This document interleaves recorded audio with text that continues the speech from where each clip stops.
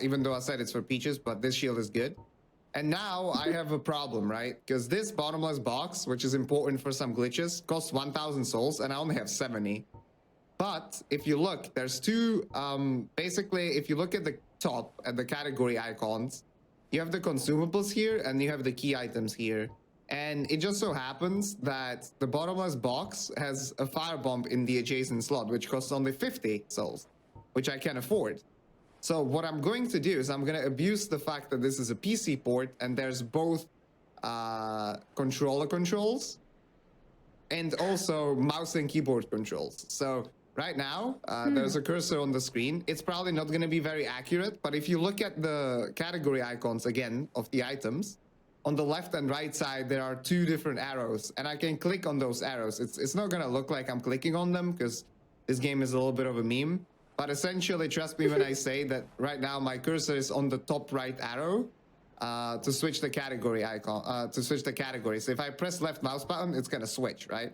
But also, if I open purchasing the firebomb at the same time, I'm going to be able to take this prompt to purchase the firebomb into the adjacent slot of this bottomless box. So I do it like this, and now you can see that I have the purchase prompt for the bottomless box. Even though I'm not supposed to be able to do that, right? Because if I just open it normally, it tells me insufficient funds. But when I prompt swap, as this glitch is called, I can purchase it. So it's still gonna detract 1,000 souls, but I only have 70 left, so it's no big deal. I just lose those 70 souls. In the top right, you can see 0, but I have the bottomless box now. So this is a very important glitch. It revolutionized some of the routes back in 2019 when it was discovered. It has many different uses. We got to show how to actually try to salvage this. So I'm gonna aggro him, get on the bridge.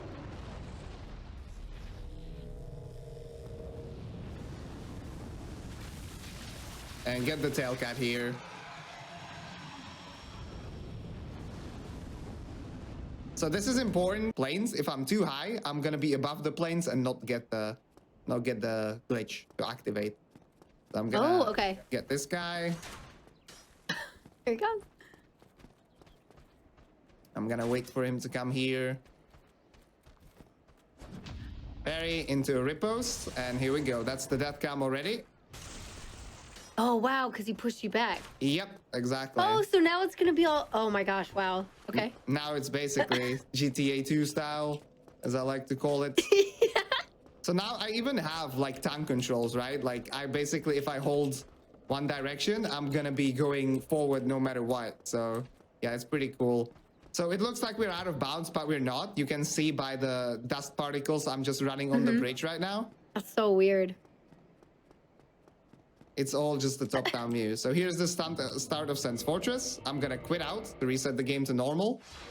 And voila, we are going to be in the fortress with the gate being closed right behind us. So you might be asking why I don't continue any further. That is because, like I said, nothing loads or deloads. So thrusting attack as a running attack. Wow. Yeah, that's awesome. So I'll be using that, but not just yet, because here I have some business to attend to. So hello. Boom. Okay. Gonna quit out again so he doesn't bother us. So here, this wall is actually also breakable with my own body, like we broke it in Asylum. But it's a little bit trickier to do because there's unstable ground right in front of it. So if I just keep... Oh, wow. Okay. And when it comes to the stand-up animation breaking things, I should be able to show this off as well. So I will jump into this wall. I'm not going to be killing the boss here just yet because I don't have the necessary damage. But this is an illusory wall, and I can just break it by jumping into it and then quitting out next to it. The jump... Oh my... So the way I would do it is because it has a confirmation box like this. I can queue up using it and then delay it by opening the start menu. So as you can see, I have the start menu open, and if I close it, the box is going to pop up right now. Right? So this is, again, like a pretty big thing where you are able to perform actions while something is stored in the memory or in the action queue. So what I can do is I can store it like this, delay it, and then I can open up my inventory and use a consumable, right? So normally I should drink the Estus flask right now, but what ends up happening instead is that the Estus flask gets the properties of the stored item. So when I press use item, Okay. the confirmation box shows up. However, when I confirm it, I lose the Estus flask charge and keep the homeward bone. So that this Right. way you can dupe any item with a confirmation box. For a long time, this was like the only way to dupe souls until you restore her soul.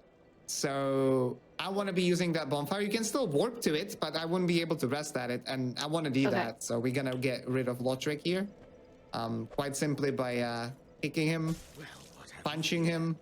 Punch was unintended, but I mean, gets the job done anyway. You just kick him off. So yeah, he's gone. Did, where I manipulated the quantity of 0 that allowed me to select 99. I can do the same thing with the 999, right? So you're gonna do it with the souls, so that you get like tons and tons of souls. Exactly. So Oh, okay, here we go. And look at the top right at the soul count. Oh my Boom. gosh. Okay. Yeah. So you don't wanna show this to the Analondo fraud department. Don't tell them I taught you how to do this, because I might be in trouble for that. So I'll be doing this a couple of times, and what's also because they don't actually deplete stamina when you cast, so you can just keep on spamming. So homing soul mass, that's the little orbs on top of my character that like activate automatically on enemies. It's not the most reliable spell in the world, but it gets the job done in this fight. I'm getting really good RNG here with him just spamming AoE, so I can spam my soul spear. This is literally the perfect fight, actually. I couldn't have asked for anything better. Weighs 998 times 10. We are at that limit right now. So if I try to pick something up, it wouldn't pick it up. It would just stay on the ground. Okay. Okay, this is kind of complicated, but I'm trying to do my best here. Okay, I'll do like a quick summary afterward. So we have that would be great. Yeah. So I can also try to explain it back, or whatever you think is Of course. So fun for you. this is why I have the ring, because right now I'm at the capacity level. I'm overburdened. I'm cramped, as we call it. And the game, for some reason, I don't know, we don't know why, right? This is unknown to us. But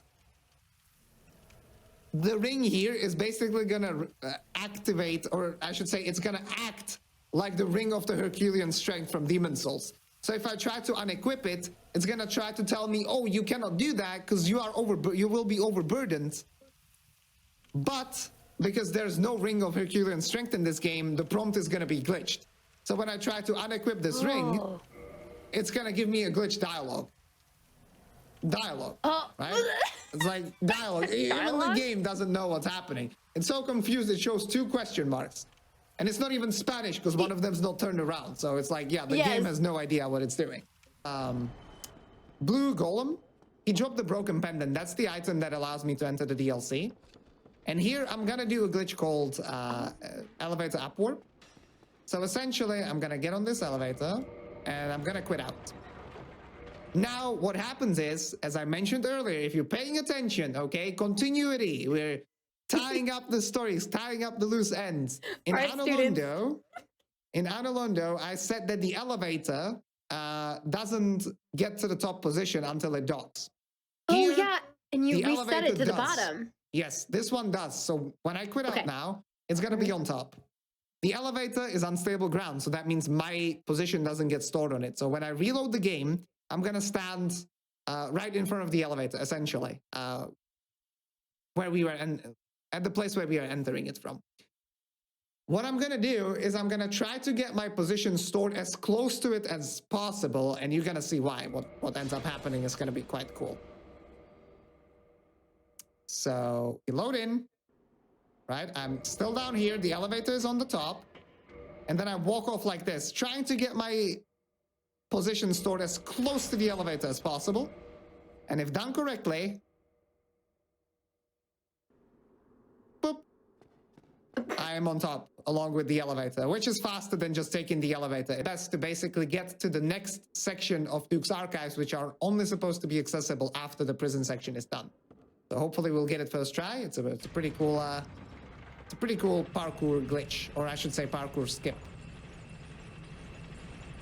Roll at the correct time and boom, right? And I land right here where I'm not actually to this specific place where he's not able to reach me, and I lock on, and 1 soul spear, 2 soul spears, 3 soul spears, 4 soul spears, and then I run away from the blind spot again to be able to bait the correct attack. I'm gonna wait for him to come back, and this is where this comes into play. So I'm gonna shrug 8 times. This is 4, 5, 6, 7, 8.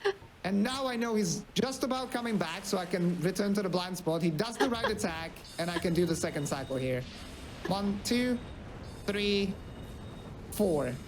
Now Calami's health bar is depleted.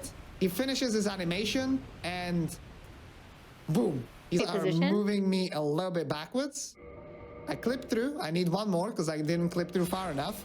And now you might be asking, well, how are you going to survive this fall damage? Well, just watch.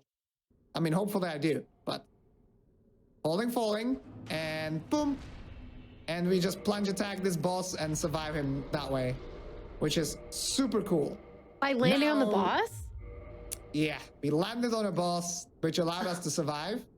And there's a couple of things already happening, right? So first of all, you're not supposed to plunge attack this boss ever, because casually it's not supposed to be possible in this area, in this arena.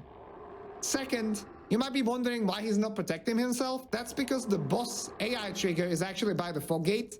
And since we never enter through the fog gate, his AI never loads. So he's just chilling. Does he never attack you?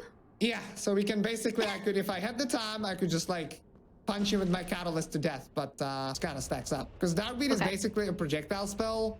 It splits into different projectiles, so you're only supposed to like be able to use it at close range, but I mean, yeah. Yeah. Boss just gets deleted. Amazing. So, as it split, so we jump into this fight. Pinwheel is pretty cool, so cool that I'm actually gonna do a 360 while I kill him. Oh, he survived actually. That's pretty funny. So now I'm just gonna R2 him with a catalyst, and he's dead.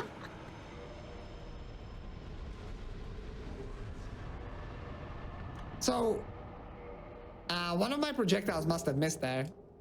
That's why he actually survived. There's like many different ways that you can get to Loverberg because of the verticality of the level. Okay, this fight, don't blink because Capra is gone. And I quit out at the end of the fight as well. So this is pretty cool because as long as I'm moving around, right? I'm moving like this, and if I quit out, it's gonna spawn my character 5 frames in the past, essentially, as long as I'm moving. Okay. So what I can do is I can walk on the transition, and as long as I spend 4 frames or less in the depths area, my last stored position will still be in Undeadburg. Will be Undeadburg. While the last area that I touched was the depths.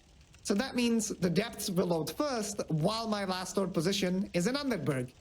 So what's gonna happen is exactly this. I just walk, I quit out, nothing complex, you just walk and quit out at the right time, and I will spawn in Berg, which loads later, and I'm out of bounds. Just like this. Oh wow, Very cool. So this way, I'm able to navigate through the depths instead of casually. I can do it in the out-of-bounds arena, or area rather. Not only does that allow me to nicely set up RTSR, but it allows me to get to Gaping Dragon quite a bit faster. So I was pointing out how you cannot climb anything, and you can see that there's the little railing underneath me. If I equip the bow and aim for it, well, I cannot actually aim as low, but there's the little railing that leads to this arena. You're not really supposed to get over it, right? Because you cannot climb, but there's also this railing over here that I can jump on and quit out, and it's gonna store my position on top of it, and then I can jump from that railing over the other railing and end up in the Gaping Dragon's arena from out of bounds. So let's try to do that. Gonna jump here. I clip over the railing, but it's that little clip over the railing is enough for the game to store my position there. If I quit out, I'm gonna load back on top of it, just like this, and then I can jump over this railing and end up in the arena. What's funny is that there's no boss. Kata, where's the boss? Well, the boss triggers with the cutscene. I actually jumped so far that I jumped over the cutscene trigger, which is by the fog gate. So you got this massive gate, And you're supposed to get the 4 Lord Souls, or 2 shards and 2 Lord Souls. Place them in the Lord Vessel, open it up, go kill Gwyn. Instead, what we can do is something very, very cool. So what I can do is I can warp to a different bonfire, and I can do a glitch called Spell Swap. Hopefully. And I can rest at this bonfire as the game is warping me away, and boom, I'm in the kiln. And the very last area of the game. What? So it's very cool. All right, you probably want to know the answers, so I'll give you the answers.